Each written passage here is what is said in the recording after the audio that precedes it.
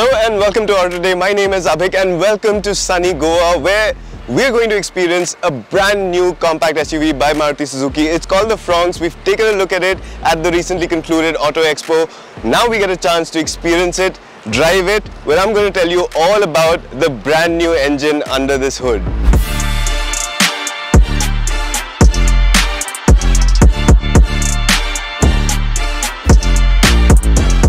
Now, before we go ahead and drive the car, let's take a quick look at the exterior of the car, starting with this front end, which has a very strong resemblance to the Grand Vitara, and that's because Maruti wants to keep a common family face for the newer SUVs. So you've got the DRLs with the 3 dotted signature that we've seen in the Baleno, and I mentioned the Baleno because this is essentially a Baleno underneath with a brand new front end, which makes it look very, very handsome.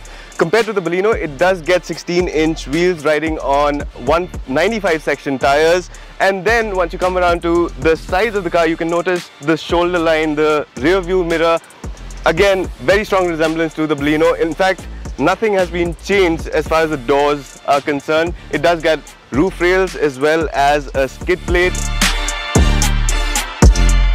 So the same treatment as the front end carries over to the rear end, where there's again a very strong resemblance to the Grand Vitara with these LED tail lamps and a smart looking light bar that connects both of them. There is a set of skid plates as well, and despite being based on the Baleno, which is a premium hatchback, this car actually appears as a whole new car with the treatment given to the front and the rear.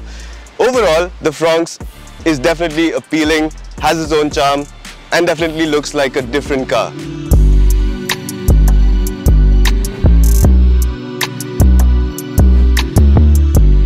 Once inside the cabin, the space feels absolutely familiar, being a straight lift from the Baleno, and that's an opportunity for Maruti Suzuki to re-emphasize on the cliche, why fix it if it ain't broke?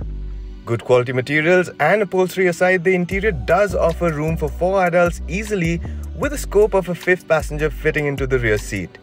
The features get carried forward too, so seamless connectivity through a 9-inch touchscreen and SmartPlay Pro Plus infotainment, automatic climate control, and HUD 360-degree camera are all available in the top-end trim, while even adding a wireless charger into the mix.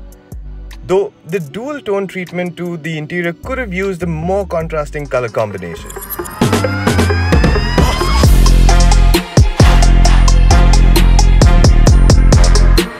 Now I know this is exactly what you've been waiting for, to know from me how the Fronx is to drive. It is important, however, to mention that because of its underpinnings and the car that is based upon, the 1.2-litre naturally aspirated K-series petrol engine does feature in the Fronx as well. It is available with a 5-speed manual transmission or a 5-speed AMT. The talking point, however, is definitely the 1-litre turbocharged petrol engine, or the booster jet as Maruti likes to call it. This engine had previously featured in the Baleno RS, but now it's being locally produced and it has made a comeback in the Fronx. Given the fact that it is a turbocharged engine, it does add a little bit of excitement to this chassis performance. At about 2000 RPM is when the engine starts building power, and after 3000 RPM is when it really comes alive. Between 3000 and 5000 RPM, it is absolutely exciting to drive. It's got the punch, it's got the performance that you'd want from a hatchback of this size.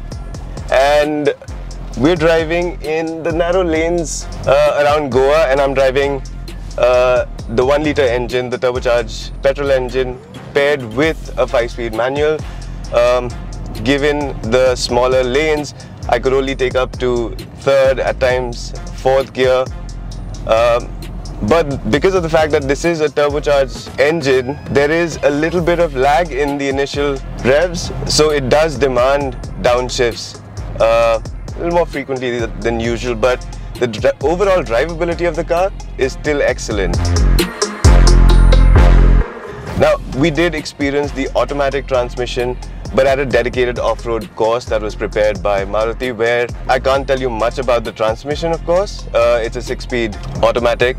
But apart from that, that course did highlight the stiffer monocoque structure of the Fronx as well as its suspension and ride and handling capabilities. Now around that course, the ride was fairly decent actually. I mean, I did not feel like the car was throwing me around over the rougher surfaces.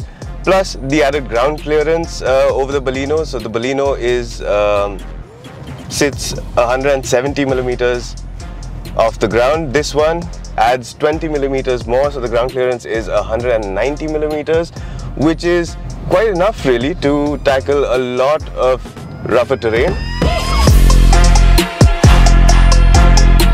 Around sharper corners, sharper turns, it's very easy to turn. The steering wheel is light, it turns in very quickly and even rotates very nicely. So I'm guessing on a fast stretch of twisties in the hills, this car is going to be fabulous to drive. It's going to be really enjoyable to drive, especially with this turbocharged 1-litre petrol engine.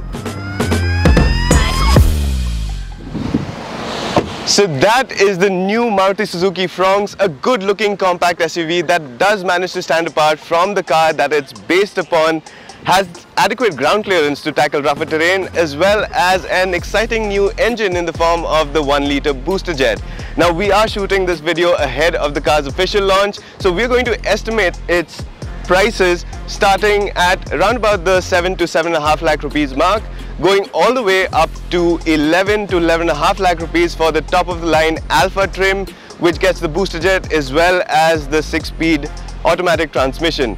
What do you think about the prices for this new car? Let us know in the comment section below, and as always, remember to subscribe to the channel. Thank you for watching all today. My name is Avik and I will see you later.